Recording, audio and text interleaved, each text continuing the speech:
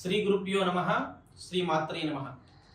ఈరోజు సైంటిఫిక్ జ్యోతిష్యాన్ని చూపించుకోవడానికి కుమారస్వామి గారు కార్యాలయానికి వచ్చేసారు, మన ఓంకార జ్యోతిష్యాలయానికి. అయితే వారికి పనిలో పనిగా ఈరోజు మాట్లాడుతూ నేను గాయత్రి జపం చేస్తానండి. ఆ గాయత్రి జపం చేయడం వల్ల నాకు ఏమైనా ఫలితం ఉంటుందా, గాయత్రి జపం చేస్తుంటే మనకు శక్తి వస్తుందా, ఆరా పెరుగుతుందా అనే విషయాన్ని వారు అడిగినప్పుడు నాకు చాలా సంతోషం వేసింది. ఎందుకంటే వారు చేస్తున్నటువంటి పూజా ఫలితం వారికి దక్కుతుందా లేదా అనేటటువంటిది ఎవరికి తెలియదు. సాధారణంగా వారికి ఏంటంటే వంశపారంపర్యంగా ఆచరిస్తూ వస్తున్నారు కాబట్టి మేము కూడా చేయాలి అనేటువంటి సంకల్పంతో ప్రతినిత్యం చేస్తుంటాం. దాంట్లో భాగంగా ఇప్పుడు వారికి ఏ మంత్రం చదివితే వారికి శక్తి వస్తుంది, పవర్ పెరుగుతుంది అనేది మనం స్పష్టంగా తెలుసుకుందాం. వారికి ఇక్కడ బడ్స్ ఉన్నాయి, అవి తీసుకోండి. ఆ బడ్స్ కి మనం ఆరా చెక్ చేయాలంటే ముందు బడ్స్ సెలైవ్ అంటించాలి. సెలైవ్ అంటించండి, పెట్టండి.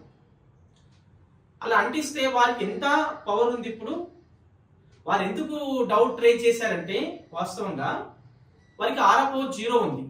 మరి నేను రోజు సంధ్యావందనం చేసుకుంటాను కదా, నాకు ఆరా ఎందుకు లేదు అని అడిగాను. అడిగినప్పుడు నేను ఆరా చెక్ చేసి మరి ఎందుకు అని అనేటప్పుడు గురువు యొక్క దోషం ఉంది కాబట్టి ఆరా 0 అయిపోయింది. కానీ అనుష్ఠానం చేసినప్పుడు పవర్ పెరుగుతుంది అనడానికి ఎంతసేపు ఉంటుంది పవర్ అంటే, చేసినంతసేపు పవర్ ఉంటుంది జనరల్గా, ఆ తర్వాత కొద్ది సమయానికి తగ్గిపోతుంది. ఇప్పుడు అది ప్రాక్టికల్ చెక్ చేద్దాం. ఇప్పుడు వారికి న్యాచురల్ ఆరా లేదు, ఎందుకంటే గురువు చాలా వీక్గా ఉన్నాడు కాబట్టి ఆరా చూపించారు. ఇప్పుడు వారు గాయత్రి మంత్రాన్ని చెప్తున్నప్పుడు వారికి ఆరా పవర్ పెరుగుతుందా అనేది చెక్ చేద్దాం. చెప్పండి.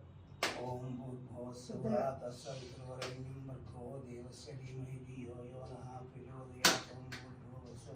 ఇది క్లోజ్ అయిపోయింది. ఆరా స్కానర్ పవర్ అనేది చూపిస్తుంది.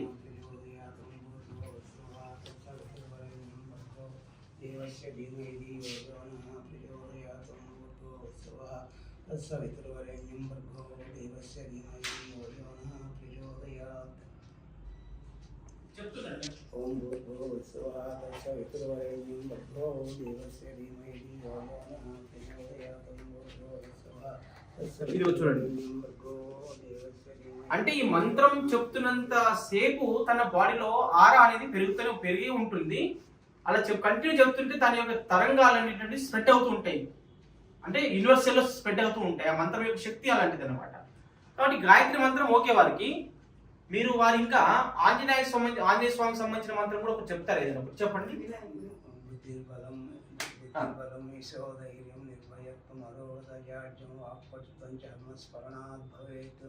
మళ్ళీ చెప్పండి. చూడండి, ఆ మంత్రం చెప్తే వారికి ఇప్పుడు ఆంజనేయ స్వామికి సంబంధించినటువంటి మంత్రం చెప్తున్నారు వారు. ఏ పవర్ పెరగట్లేదు, దీంట్లో పవర్ పెరగట్లేదు ఆంజనేయ స్వామికి సంబంధించి. ఇప్పుడు మళ్ళీ హనుమాన్ చాలీసా చెప్పండి.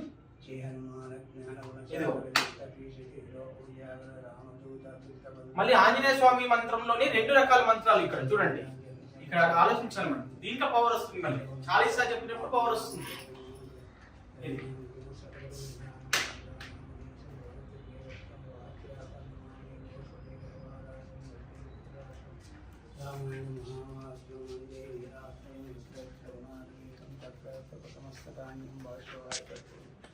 చూడండి.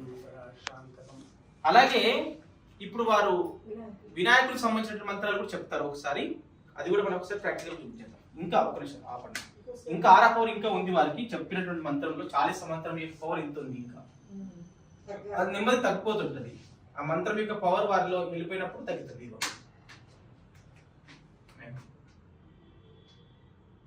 మళ్ళీ తగ్గి ఇది మళ్ళీ 0 అయిపోయింది. ఇప్పుడు వినాయకుడికి సంబంధించిన మంత్రం చెప్తారు, చెప్పండి.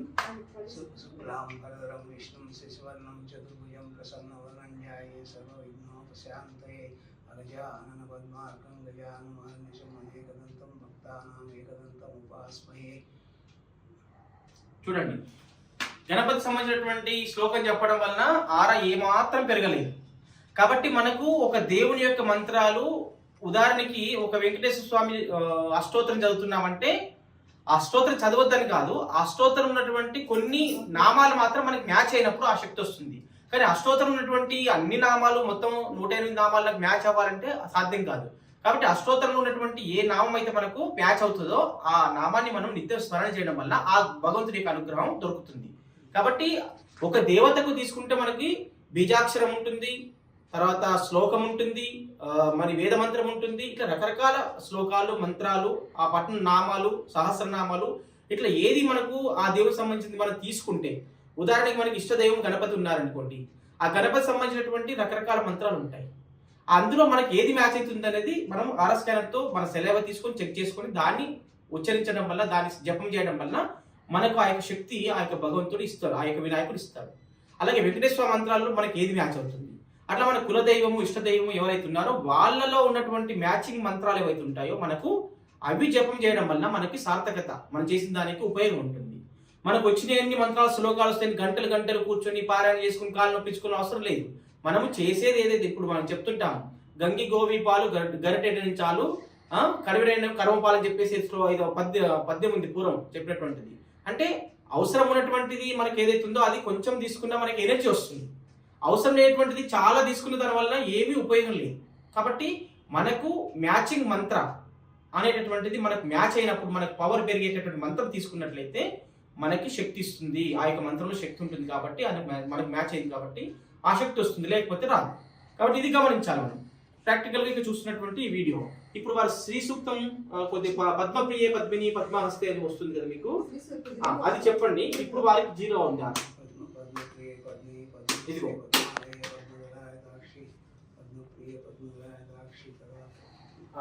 పద్మప్రియే పద్మిని పద్మహస్తే పద్మాలయే పద్మదలాయితాక్షి విశ్వప్రియే విష్ణు మనోనుకూలే త్వత్పాద పద్మమై సన్నిధస్వ యాసా పద్మాసనస్థ విపులకటితటీ పద్మపత్రాయితాక్షి. చెప్పండి. వారికి ఆ మంత్రం యొక్క పవర్ చూడండి.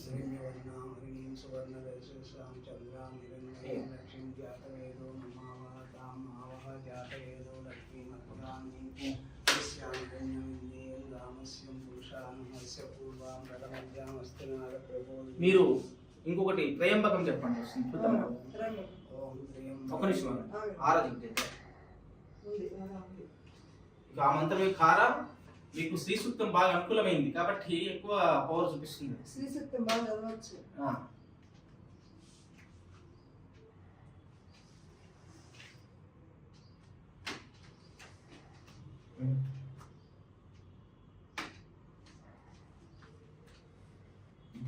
ఇప్పుడు మళ్ళీ చెప్పండి. ఓం త్రయంబకం యజామహే సుగంధిం పుష్టివర్ధనం ఉర్వారుకమే వందనానుజ్జో ముక్షీయమామృతాత్. ఓం త్రయంబకం. చూడండి, త్రయంబకం యజామహే మృత్యుంజయ మంత్రం చదివితే వారికి అనుకూలం లేదు. త్రయంబకం యజామహే సుగంధిం పుష్టివర్ధనం ఉర్వారుకమే ముక్షీయమామృతాత్. ఓం నమః శివాయ చెప్పండి. ఓం నమః శివాయ. ఓం నమః శివాయ. ఓం నమః శివాయ ఫుల్ పవర్ఫుల్. ఓం నమః శివాయ. ఓం నమః శివాయ. ఓం నమః శివాయ. ఓం నమః శివాయ. ఓం నమః శివాయ. ఓం నమః శివాయ. ఓం నమః శివాయ. ఓం నమః శివాయ. ఓం నమః శివాయ. ఓం నమః శివాయ. ఓం నమః శివాయ. చూడండి, అంటే శివుడి మంత్రాల్లోనే వారికి ఓం నమః శివాయ అనేది సెట్ అవుతుంది. మళ్ళీ త్రయంబకం యజామహే చెప్తున్న మంత్రం వారికి సెట్ అవ్వట్లేదు. కాబట్టి మనం ఇట్లా ఒక మంత్రాన్ని అనుష్ఠానం చేస్తున్నట్టు వాళ్ళు ఎవరైనా సరే, మహిళలైనా పురుషులైనా ఎవరైనప్పటికీ కూడా, పిల్లలైనా పెద్దలైనా ఎవరైనా సరే, పిల్లలకు కూడా మనం శ్లోకాలు నేర్పిస్తుంటాం. పలాని విష్ణు సహస్రనామాలలో ఇది ఫలితం వస్తే ఈ శ్లోకాలు చదవడం వల్ల అని చెప్పి చెప్తుంటాం. అంటే ఆ శ్లోకాలలో కూడా వారికి పర్టికులర్గా మనకి ఏం అవసరం ఉందో ఆ శ్లోకం నేర్చుకోవాలనుకున్నప్పుడు అది మనకు పనిచేస్తుందా లేదా, అది పని చేయకపోతే దాని తాలూకు ఇంకా ఏ మంత్రం పనిచేస్తుంది అనేటటువంటిది మనం వెతుక్కొని చదువుకున్నట్లయితే మంచి శుభ ఫలితాలు వస్తాయి. నరసింహస్వామి మంత్రం కూడా వారు చెప్తున్నారు. ఇది కూడా పవర్ఫుల్, వారి మ్యాచింగ్ మంత్రం.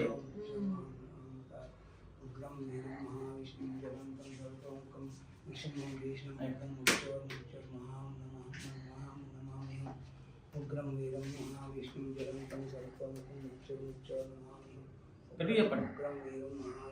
ఉగ్రం వీరం మహావిష్ణుం జ్వలంతం సర్వతోముఖం నృసింహం భీషణం భద్రం నృత్యర్నమామ్యహం. ఉగ్రం వీరం మహావిష్ణుం జ్వలంతం సర్వతోముఖం నృసింహం భీషణం భద్రం నృత్యర్నమామ్యహం. చూడండి ఎంత పవర్ ఉంది ఈ మంత్రం వారికి. కాబట్టి ఇట్లా శక్తినిచ్చే మంత్రాలు తెలుసుకోవాలనుకుంటే మా ఓంకార జ్యోతిష్యాలని సంప్రదించి మీ యొక్క జీవితంలో మోక్షాన్ని పొందాలంటే మంత్రం మన్నాత్రాయితైతి మంత్ర, మనం మంత్రాన్ని జపించడం వల్ల మనం ఆ మంత్రం మనం రక్షిస్తుంది అనేటటువంటి యొక్క వేదోక్తిని మనము గుర్తుపెట్టుకొని కులాలకు సంబంధించి కులాలకు మతాలకు సంబంధం కాకుండా మన వేదాల్లో ఉన్నటువంటి సైన్స్ ఏదైతే ఉందో, ఆ అక్షరాల్లో ఏదైతే ఎనర్జీ ఉందో ఆ ఎనర్జీ సర్వ మానవాళికి కూడా అవసరం ఆ ఎనర్జీ. కాబట్టి కులముతో మతంతో సంబంధం లేకుండా ఇవన్నీ కూడా మనం ఆచరించవచ్చు.